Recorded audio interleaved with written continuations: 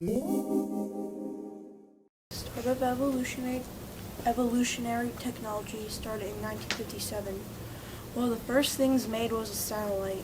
Spurring from the Cold War, countries were in a race to get to space. The satellite was called Sputnik. It was the first satellite ever made and launched in 1957. Explorer 1 was sent by the U.S. and launched in 1958.